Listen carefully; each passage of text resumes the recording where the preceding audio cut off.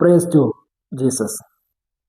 ഞാൻ ഈ കഴിഞ്ഞ ദിവസം ഒരു സിസ്റ്ററുമായി സംസാരിക്കാൻ ഒരു സാഹചര്യം ഉണ്ടായി. എൻ്റെ വീട്ടിൽ വന്നതാണ്. അപ്പോൾ പറഞ്ഞ കൂട്ടത്തിൽ അവർ പറഞ്ഞത്, ഈ വരുന്ന ഞായറാഴ്ച ഒരു വാഹനം വിളിച്ച് ഇവിടെ നിന്ന് പോവുകയാണ് ആലപ്പുഴയ്ക്ക്, കൃപാസനത്തിലേക്ക്. ശരിക്കും ഞാൻ ആലോചിച്ചു, അവിടെ നടക്കുന്നത് കാനൂനിക നിയമമാണോ? അല്ല. അപ്പോസ്തലന്മാരുടെ നിയമങ്ങളാണോ? അല്ലെങ്കിൽ കർത്താവ് പഠിപ്പിച്ച നിയമമാണോ? ഒന്നുമല്ല. കേവലം ഒരു മനുഷ്യൻ, അത് ഫാദർ ജോസഫ് ഇസം അവിടെ നടത്തി ജനങ്ങളെ വലയിലാക്കി ഒരു വലിയ ബിസിനസ് സാമ്രാജ്യമായി കെട്ടിപ്പൊക്കി. ഒരു ദിവസത്തിൽ തന്നെ ലക്ഷങ്ങൾ അവിടെ വീഴാൻ സാഹചര്യം ഉണ്ടാക്കി കൊടുത്തു. ആരുടെ ഇസമാണ്? Father Joseph ism. എന്ന് വെച്ചാൽ ഒരു സുപ്രഭാതത്തിൽ അദ്ദേഹത്തിന് ഒരു ക്ലോക്ക് മാതാവ് അദ്ദേഹം മാത്രമേ കണ്ടിട്ടുള്ളൂ പ്രത്യക്ഷപ്പെട്ടു. ഈ മാതാവ് അവർക്ക് കെട്ടിടങ്ങൾ പണിയണം, ഞാൻ യേശുവിൻ്റെ അമ്മയല്ല പറയുന്നത്, ആ കെട്ടിടങ്ങൾ പണിയണം, എന്നോട് പ്രാർത്ഥിക്കണം, എന്നോട് ഉടമ്പ് ചെയ്യണം. അതിൻ്റെ പേരിൽ നേർച്ച കാഴ്ചകൾ വലിയൊരു ബിസിനസ് സാമ്രാജ്യമാക്കി അവിടെ ഉയർന്നു. കാരണം ക്രിസ്ത്യാനിയെ സംബന്ധിച്ചിടത്തോളം വചനത്തിലേക്ക് എത്താൻ ബുദ്ധിമുട്ടാണ്.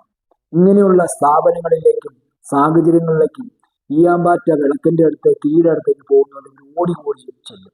അതാണ് ഇവിടെ സംഭവിക്കുന്നത്, യഥാർത്ഥത്തിൽ സംഭവിക്കുന്നതാണ്. അപ്പോൾ എന്താണ് ഇതിന്റെ കാരണം? അവരുടെ അണ്ടർഗ്രൗണ്ടിൽ നിന്ന് മാത്രമേ ഈ വഴിപാട് വസ്തുക്കൾ വാങ്ങാൻ പാടുള്ളൂ. എന്ന് വെച്ചാൽ എണ്ണ, മെഴുകുതിരി, ലോക്കറ്റ്, കൃപാസനത്തിന്റെ ലോക്കറ്റ്, അത് കാശ് സ്വരൂപം എന്ന് പറയണേ, അതിനൊക്കെ ഭയങ്കര ശക്തിയാണെന്നാണ് പറയുന്നത്. അപ്പൊ ഇങ്ങനെയുള്ള എല്ലാ വസ്തുക്കളും വാങ്ങി അവിടെ നേർച്ച, ഉപ്പ്, അങ്ങനെ കൃപാസന പത്രം, ഈ ഉടമ്പടി വെക്കുന്നതിനെല്ലാം ഒരു സമയമുണ്ട്. സമയം കഴിഞ്ഞ പിന്നെ ഉടമ്പടിയുടെ എഫക്റ്റ് പോയി, അതിൻ്റെ ആ ശക്തി പോയി. യഥാർത്ഥത്തിൽ ഈ പ്രാർത്ഥന, ഈ ഉടമ്പടി വെക്കുന്നത് സാത്താനിക ഉടമ്പടി അല്ലേ? യഥാർത്ഥത്തിൽ ഇത് ദൈവമായിട്ടൊന്നും ഒരു കണക്ഷനുമില്ല. എന്തുകൊണ്ടാണ് ഇത് സാത്താനാണ് അല്ലെങ്കിൽ പിശാചിനാണ് ഈ നേർച്ചയും കാഴ്ചയും ഈ വഴിപാടുകളും പോകുന്നത് എന്ന് പറയാൻ കാരണമുണ്ട്. അത് പഠിപ്പിക്കുന്നത് വിശുദ്ധ അപ്പോസ്തലൻ പൗലോസ് അപ്പോസ്തലൻ പഠിപ്പിക്കുന്നത് 1 കൊരിന്ത്യർ അത് 10-ാം അധ്യായം 20-ാമത്തെ വാക്യത്തിലേക്ക് നമുക്കത് വായിക്കുമ്പോൾ അവിടെ ഇങ്ങനെയാണ് പറയുന്നത്: ഇല്ല, വിജാതിയർ ബലി കഴിക്കുന്നത് പിശാചിനാണ്, ദൈവത്തിനല്ല എന്നാണ് ഞാൻ പറയുന്നത്. നിങ്ങൾ പിശാചുക്കളുടെ പങ്കാളികളാകാൻ ഞാൻ ആഗ്രഹിക്കുന്നില്ല. ഒരേ സമയം കർത്താവിന്റെ പാനപാത്രവും പിശാചുക്കളുടെ പാനപാത്രവും കുടിക്കാൻ നിങ്ങൾക്ക് സാധിക്കില്ല. കർത്താവിന്റെ മേശയിലും പിശാചിന്റെ മേശയിലും ഭാഗഭാഗുക്കളാകുവാനും സാധിക്കുകയില്ല. കർത്താവിൽ നാം അസൂയ ഉണർത്തണമോ? നാം അവിടത്തേക്കാൾ ശക്തരാണോ? ഇതാണ് കർത്താവ് ചോദിക്കുന്നത്. നമുക്ക് ഈ വഴിപാട് പോകുന്നത് വിജാതിയർ കഴിക്കുന്നത് പോലെയാണ്. വിജാതിയർ എന്ത് ചെയ്യുന്നോ അതുപോലെയാണെന്നാണ് പറയുന്നത്. ഇല്ല, വിജാതിയർ ബലി കഴിക്കുന്നത് പിശാചിനാണെന്ന് പറയുന്നത്. അപ്പൊ ഇവരുടെ കഴിക്കുന്ന നേർച്ച കാഴ്ചകൾ പിശാചിനല്ലേ? കൃപാസനത്തിൽ വെളിപ്പെട്ടത് ഭൂതമല്ലേ? ഈ ഉടമ്പടി ഉറപ്പിക്കുന്നത് ഭൂതത്തിനല്ലേ പോകുന്നത്, ദൈവത്തിനല്ല എന്ന് ഞാൻ പറയുന്നത്. എന്ന് വെച്ചാൽ പൗലോസ് അപ്പോസ്തലൻ പറയും, നിങ്ങൾ പിശാചുക്കളുടെ പങ്കാളികളാകാൻ ഞാൻ ആഗ്രഹിക്കുന്നില്ല. ഒരേ സമയം കർത്താവിന്റെ പാനപാത്രവും പിശാചുക്കളുടെ പാനപാത്രം കുടിക്കാൻ നിങ്ങൾക്ക് സാധിക്കില്ല. എന്ന് വെച്ചാൽ ഒരു സമയത്ത് നിങ്ങൾ ഭൂതത്തിന് പോയി ഉടമ്പടി ഉറപ്പിക്കുന്നു, അതേസമയം നിങ്ങൾ ഈ അത്യുന്നതനായ ദൈവത്തിന്റെ വിശുദ്ധ കുർബാന ഭക്ഷിക്കുകയും ചെയ്യുമ്പോൾ നിങ്ങൾ ഇത് ആരോട് ചെയ്യുന്ന തെറ്റാണ് എന്ന് ഈ പോകുന്ന വ്യക്തികളെ നിങ്ങൾ ബോധ്യപ്പെടണം. നിങ്ങൾ പരിശുദ്ധാത്മാവിന് എതിരെ ചെയ്യുന്ന പാപമാണ് കൃപാസന ഉടമ്പടി ഉറപ്പിക്കുന്നതെന്ന് വ്യക്തമായി ഈ വചനത്തിലൂടെ വ്യക്തമാക്കാൻ കഴിയുന്നു. കാരണം അപ്പോസ്തലൻ പറയുന്നതാണ്, ഒരേ സമയം കർത്താവിന്റെ പാനപാത്രവും പിശാചുക്കളുടെ പാനപാത്രവും കുടിക്കാൻ നിങ്ങൾക്ക് സാധിക്കില്ല. കർത്താവിന്റെ മേശയിലും പിശാചുക്കളുടെ മേശയിലും ഭാഗഭാക്കുകളാകാനും സാധിക്കില്ല. ഒരേ സമയം നിങ്ങൾ ഒരു സമയം അവിടെ പോയി ഉടമ്പടി ഉറപ്പിക്കുന്നു, അടുത്ത നെക്സ്റ്റ് ഇവിടെ വന്നിട്ട് നിങ്ങൾ എന്ത് ചെയ്യുന്നു? വിശുദ്ധ ബലിയിൽ പങ്കെടുക്കുന്നു. നിങ്ങൾക്കത് പങ്കെടുക്കാനുള്ള ഒരു യോഗ്യതയും ഇല്ല എന്നാണ് പറയുന്നത്. കാരണം ഗലാത്യ ലേഖനത്തിലേക്ക് പഠിക്കുമ്പോൾ നിങ്ങൾ ന്യായപ്രമാണത്തിന്റെ പ്രവർത്തിയിലൂടെയല്ല നിങ്ങൾക്ക് ആത്മാവിനെ ലഭിച്ചത്, വിശ്വാസത്തിന്റെ പ്രസംഗം കേട്ടപ്പോഴാണ് ആത്മാവിനെ ലഭിച്ചത്. അപ്പോ ഇവിടെ ന്യായപ്രമാണത്തിന്റെ പ്രവൃത്തി ചെയ്യുമ്പോൾ, ജാതിയിൽ ചെയ്യുന്ന പ്രവൃത്തി ചെയ്യുമ്പോൾ, ഈ കൃപാസനത്തിൽ പോകുന്ന ഉടമ്പടി ഉറപ്പിക്കുന്ന നിങ്ങളുടെ അകത്ത് വരുന്ന ആത്മാവ് സാത്താന്റെ ആത്മാവാണ്. നിങ്ങൾ ഉറപ്പിക്കുന്ന ഉടമ്പടി പോകുന്നത് സാത്താന്റെ ആത്മാവിലേക്കാണ്, സാത്താനിലേക്കാണ് പോകുന്നത്. അപ്പൊ ഒരേ സമയം അപ്പോസ്തലനായ പൗലോസ് പറയുന്നു, ന്യായപ്രമാണത്തിന്റെ പ്രവൃത്തിയാലല്ല ഒരുവൻ ആത്മാവ് വരുന്ന, വിശ്വാസത്തിന്റെ പ്രസംഗം, അതായത് ഞങ്ങൾ പ്രസംഗിക്കുന്ന പ്രസംഗം കേൾക്കുമ്പോഴാണ് വ്യക്തമായിട്ട് അപ്പോസ്തലനായ പൗലോസ് പ്രഖ്യാപിക്കുന്നു. കൂടാതെ താഴത്തേക്ക് അതിന്റെ 21-ാമത്തെ വാക്യത്തിൽ 22-ാമത്തെ വാക്യത്തിൽ പറഞ്ഞു, കർത്താവിനെ നാം അസൂയ ഉണർത്തണമോ, നാം അവിടത്തെക്കാൾ നാം ശക്തരാണോ? അപ്പോ ഇങ്ങനെ ഇരിക്കെ തന്നെ ഒന്ന് ചിന്തിച്ചു നോക്കുക, എത്രയോ ഭയാനകമാണ് ഇന്ന് ദൈവത്തിന്റെ ആത്മാവിനോട് ചെയ്യുന്ന തെറ്റ്. കർത്താവ് ഒന്ന് മനുഷ്യപുത്രനോട് ചെയ്യുന്ന തെറ്റ് ക്ഷമിക്കും, എന്നാൽ പരിശുദ്ധാത്മാവിനോട് ചെയ്യുന്ന തെറ്റ് ക്ഷമിക്കപ്പെടുകയില്ലെന്ന് പറയുമ്പോൾ ഇവർ ചെയ്യുന്നത് ആരുടെ ആത്മാവിനോട്? പരിശുദ്ധാത്മാവിന് എതിരെ ചെയ്യുന്ന തെറ്റല്ലേ എന്ന് ഇവിടെ ചിന്തിക്കേണ്ടിയിരിക്കുന്നു. എത്ര ബലഹീനമാണ് ഇവിടെ. അങ്ങനെയാണെങ്കിൽ ഈ വന്ന വിഗ്രഹം പറയേണ്ടത്, അല്ലെങ്കിൽ മാതാവ് പറയേണ്ടത്, അവരോട് പ്രാർത്ഥിക്കുക, അവർക്ക് ഉടമ്പടി വയ്ക്കുക എന്നാണ് പറയേണ്ടത്. മറിച്ച് യേശുക്രിസ്തുവിന്റെ ഹിതം എന്തോ അത് നിറവേറ്റാൻ പറഞ്ഞുവെങ്കിൽ ശരി. ഇവിടെ വചനം പറയുന്നു, വിശുദ്ധ യോഹന്നാൻ സുവിശേഷം വ്യക്തമായിട്ട് പറയുന്നു. എന്താണ് പറയുന്നത് നമുക്ക് നോക്കാം. ഇവിടെ പറയുന്നതാണ്, ആദ്യ വചനം ഉണ്ടായിരുന്നു എന്ന് വെച്ചാൽ അനാദി കാലം മുതൽ ആദിയിൽ വചനം ഉണ്ടായിരുന്നു, വചനം ദൈവത്തോട് കൂടെ ആയിരുന്നു, വചനം ദൈവമായിരുന്നു. അപ്പൊ ഈ ദൈവം യഥാർത്ഥത്തിൽ അവിടെ ഇല്ല, യഥാർത്ഥത്തിൽ ദൈവം അവിടെ ഇല്ല. അവൻ ആദിയിൽ ദൈവത്തോട് കൂടെയായിരുന്നു, സമസ്തവും അവനിലൂടെ ഉണ്ടായി, ഒന്നും അവനെ കൂടാതെ ഉണ്ടായിട്ടില്ല. അവനിൽ ജീവൻ ഉണ്ടായിരുന്നു, ആ ജീവൻ മനുഷ്യന്റെ വെളിച്ചമായിരുന്നു. യേശുക്രിസ്തു യഹോശുവയായിരുന്നു, വചനമായിരുന്നു. അങ്ങനെ ഇരിക്കെ തന്നെ ഇവിടെ ഈ ബലി കഴിക്കുന്നത് അല്ലെങ്കിൽ നേർച്ച കഴിക്കുന്നത് കേവലം ഒരു മനുഷ്യ സ്ത്രീയുടെ പേര് പറഞ്ഞ്, അതായത് മാതാവാണ്, ഞാൻ യേശുവിന്റെ അമ്മയല്ലേ പറയുന്നത്, അങ്ങനെ അദ്ദേഹത്തിന്റെ ഇസം അനുസരിച്ച്, അദ്ദേഹത്തിന്റെ ഭാവന അനുസരിച്ച്, അദ്ദേഹത്തിന്റെ മണ്ടയിൽ വന്നതായിരിക്കാം, വരാത്തയായിരിക്കാം. എന്തായാലും അവിടെ ഉണ്ടാക്കുന്ന വഴിപാടുകൾ, അവിടെ ഉണ്ടാക്കുന്ന നേർച്ചകൾ യഥാർത്ഥത്തിൽ ഈ വചനവുമായിട്ട് യാതൊരു ബന്ധവുമില്ലെന്ന് വിശുദ്ധ പൗലോസ് അപ്പോസ്തലൻ പ്രഖ്യാപിക്കുകയാണ്. ഈ സുവിശേഷം പറയുന്നത് എന്താണ്? വിശുദ്ധ യോഹന്നാൻ സുവിശേഷം അതിന്റെ 16-ാമത്തെ അധ്യായത്തിലെ 8-ാമത്തെ വാക്യം വായിക്കുമ്പോൾ, അവൻ വന്ന് പാപത്തെക്കുറിച്ചും നീതിയെക്കുറിച്ചും ന്യായവിധിയെക്കുറിച്ചും ലോകത്തെ ബോധ്യപ്പെടുത്തും. എന്താണ്? 3 കൂട്ടം കാര്യങ്ങളാണ്. ഒന്ന്, പാപത്തെക്കുറിച്ച് ബോധ്യപ്പെടുത്തും. 2, നീതിയെക്കുറിച്ച് ബോധ്യപ്പെടുത്തും.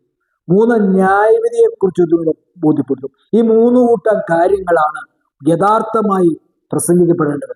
ഒന്ന്, നിന്റെ പാപം, നീ നീതി, ന്യായവിധി, ഈ 3 കൂട്ടം ലൈവായിട്ടുണ്ട്.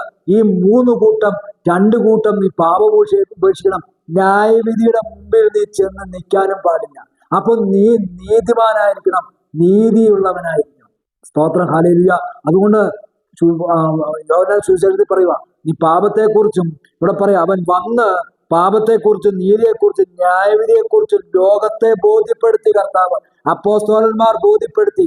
ഇന്നലെ വന്ന ജോസഫ് ഇസം ബോധ്യപ്പെടുത്തുന്നതല്ല, കൃപാസനത്തിൽ ഉടമ്പടി ഉറപ്പിക്കണം, അതാണ് അവരുടെ ഇസം, അവരതാണ് പ്രഖ്യാപിക്കുന്നത്.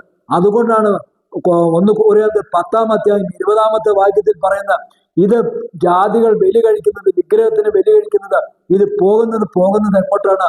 ഇത് പോകുന്നത് ഭൂതത്തിലേക്കാണ്. അതുകൊണ്ട് ഒരേ സമയം നിങ്ങൾ ഭൂതങ്ങളുടെ അംശങ്ങൾ ആകാൻ പാടില്ല എന്നാണ് ഇവിടെ വ്യക്തമായിട്ട് പറയുന്നത്. അതുകൊണ്ട് ഒരേ സമയം കർത്താവിന്റെ പാനപാത്രവും പിശാചുക്കളുടെ പാനപാത്രം കുടിക്കാൻ നിങ്ങൾക്ക് സാധിക്കില്ല.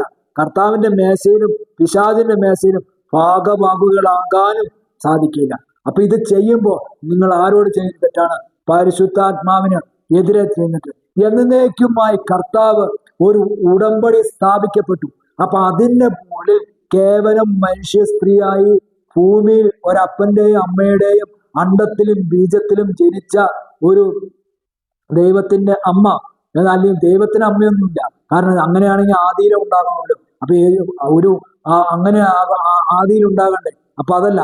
അപ്പോ യേശു ക്രിസ്തുവിനെ പ്രസവിച്ച ആ മാതാവ്, അതായത് ഉദരം കൊടുത്തു പ്രസവിച്ച ആ മാതാവിന്റെ ആ ഉടമ്പടി ഉറപ്പിക്കപ്പെടുമ്പോൾ അത് ഏത് വ്യവസ്ഥയിലേക്ക് പോകും?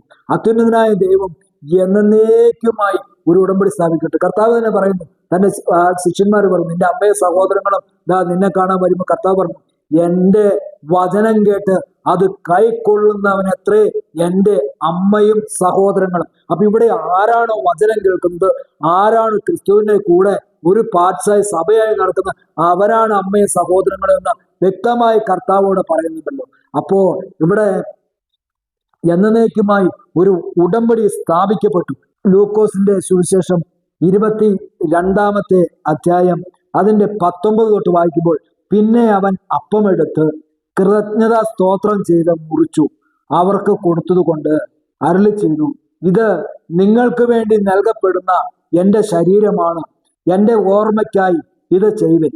അപ്രകാരം തന്നെ അത്താഴത്തിനു ശേഷം അവൻ പാനപാത്രം എടുത്തുകൊണ്ട് അരുളി ചെയ്തു, ഈ പാനപാത്രം നിങ്ങൾക്ക് വേണ്ടി ചിന്തപ്പെടുന്ന എൻ്റെ രക്തത്തിലുള്ള പുതിയ ഉടമ്പടി എന്നാ പറഞ്ഞു.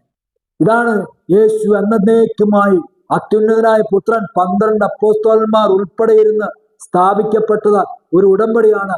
ഇത് എന്നേക്കുമായി പുതിയ നിയമത്തിന്റെ ഉടമ്പടിയാണ്. എന്താണ്? പിന്നെ അവൻ അപ്പമെടുത്തു കൃതജ്ഞതാ സ്തോത്രം ചെയ്ത് മുറിച്ചു അവർക്ക് കൊടുത്തുകൊണ്ട് അരുളി ചെയ്തു, ഇത് നിങ്ങൾക്ക് വേണ്ടി നൽകപ്പെടുന്ന എൻ്റെ ശരീരം, ഇത് പാപമോചനത്തിനാണ് എൻ്റെ ശരീരം, ഇത് ഭക്ഷിക്കുകയും ഇത് പാനം ചെയ്യുകയും ചെയ്തവൻ എന്നാളും മരിക്കാതെ അവന് നിത്യജീവൻ ഉണ്ടാകുമെന്ന് വാക്കുകൊടുത്ത വാഗ്ദത്തം ചെയ്ത കർത്താവ് പറയുന്നു 20 വാക്യത്തിൽ, അപ്രകാരം തന്നെ അത്താഴത്തിന് ശേഷം അവൻ പാനപാത്രം എടുത്തുകൊണ്ട് അരുളി ചെയ്തു, ഈ പാനപാത്രം നിങ്ങൾക്ക് വേണ്ടി ചിന്തപ്പെടുന്ന എൻ്റെ രക്തത്തിലുള്ള പുതിയ നിയമത്തിന്റെ ഉടമ്പടി എന്നേക്കുമായി സ്ഥാപിക്കപ്പെട്ടു. അപ്പോഴാണ് ജോസഫിസം കൊണ്ടുവന്നിട്ട് പറയുന്നത്, എന്താണ്? കൃപാസനത്തിന് ഇനി ഒരു ഉടമ്പടി വച്ചാലേ നിങ്ങൾക്ക് രക്ഷയുള്ളൂ, നിങ്ങളുടെ കടം മാറണം, ILTC പാസ്സാകണം. പിശാചിന് ഇതെല്ലാം തരാൻ സാധിക്കും, പിശാചിന് ഇതെല്ലാം തരാൻ സാധിക്കും. കാരണം കർത്താവിന്റെ മുമ്പിൽ വന്നിട്ട് പറഞ്ഞു, ഉയർന്ന മലയുടെ മുമ്പിൽ കൊണ്ടുപോയിട്ട്, നീ ജസ്റ്റ് എന്നെ ഒന്ന് വണങ്ങിയാൽ മതി, നിനക്ക് എല്ലാം ഞാൻ തരാം. ആ പറഞ്ഞ പിശാച് 1 കൊരിന്ത്യർ 10 അധ്യായം 20 വാക്യത്തിന്റെ അപ്പോസ്തലനായ പൗലോസ് ലീഗ പ്രഖ്യാപിച്ചതനുസരിച്ച് ഈ ബലി പോകുന്നത് ഭൂതങ്ങളുടെ അടുത്തേക്കാണ്. അപ്പോ അന്ന് യേശുവിനോട് പറഞ്ഞ അതേ ആ സ്പിരിറ്റ് ഇന്ന് ഇവിടെ കൊടുക്കുന്ന കൃപകൾ, അല്ലെങ്കിൽ ഇവിടെ കൊടുക്കുന്ന പിശാചിന്റെ അനുഗ്രഹം യഥാർത്ഥമായി പിശാച് കൊടുക്കുന്നതല്ലേ. അല്ലാതെ എത്രയോ പേര് ഇന്ന് വഴിവെക്കിലായി ഈ കൃപാസനത്തിൽ പോയി. അപ്പോ ഇവിടെ കൊടുക്കുന്ന അനുഗ്രഹങ്ങൾ ഏതാണ്? ഇനി എബ്രായ ലേഖനം അതിന്റെ 10 അധ്യായത്തിലേക്ക് നമുക്ക് നോക്കുമ്പോൾ ഇവിടെ വ്യക്തമായിട്ട് കുറച്ചുകൂടി ആധികാരികമായിട്ട് നോക്കാം. എബ്രായ ലേഖനം അതിന്റെ 10 അധ്യായം 29 വചനത്തിലേക്ക് നോക്കുമ്പോൾ, ദൈവപുത്രനെ പുച്ഛിച്ച് തള്ളുകയും തന്നെ ശുദ്ധീകരിച്ച പുതിയ ഉടമ്പടിയുടെ രക്തത്തെ അശുദ്ധമാക്കുകയും കൃപയുടെ ആത്മാവിനെ അപമാനിക്കുകയും ചെയ്തവന് ലഭിക്കുന്ന ശിക്ഷ എത്ര കഠോരമായിരിക്കുമെന്നാണ് നിങ്ങൾ വിചാരിക്കുന്നത്. ഇവിടെ അപ്പോസ്തലൻ വ്യക്തമായിട്ട് പറയാം, എന്താണ്? ദൈവപുത്രനെ പുച്ഛിച്ച് തള്ളി എന്ന് വെച്ചാൽ പുതിയ ഉടമ്പടിയുടെ രക്തത്തെ ഇവരെടുത്ത് മാറ്റിക്കളഞ്ഞു. കൃപാസനക്കാര് പുച്ഛിത്തള്ളിയും തന്നെ ശുദ്ധീകരിച്ച പുതിയ ഉടമ്പടിയുടെ രക്തത്തെ അശുദ്ധമാക്കി കളഞ്ഞു. രണ്ടാമത് പറയുന്നു, കൃപയുടെ ആത്മാവിനെ ഇവരെ അപമാനിച്ചു, പരിശുദ്ധാത്മാവിനെ ഇവരെ അപമാനിച്ചു എന്ന് വെച്ചാൽ പരിശുദ്ധാത്മാവിന് എതിരെ ചെയ്യുന്ന തെറ്റാന്ന് പറയുന്നത് അപമാനിക്കുകയും ചെയ്തവന് അവർക്ക് ലഭിക്കുന്ന ശിക്ഷ എത്ര കഠോരമാണെന്ന് പറയുന്നത്.